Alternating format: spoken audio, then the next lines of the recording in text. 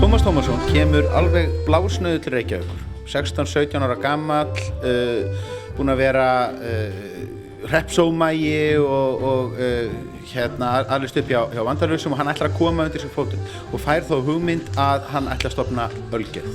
Hann hrindir því í framkvæmd 25 ára gamall, 1913, í þessu litla rými hérna í Þórshamri. Hún tekst að ryðja í burtu danska maltölinu og hvítölinu, gleypa þann markað.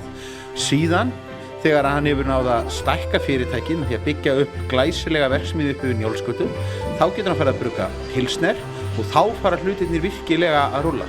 Þá þetta fyrirtæki 1926, einhverjum 13 árum eftir að fyrirtækið er stofnað, þá var hann fann að framleiða 1.000.000 flöskur á ári.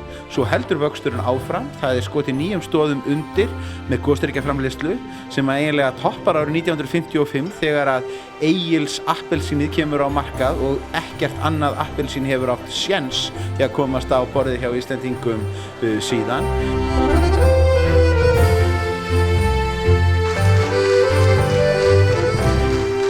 Hvað sérðu fyrirtæki eftir 100 ár? Ég sé það fyrir mér stórt og stöndugt sem hluta af íslenskri sögu.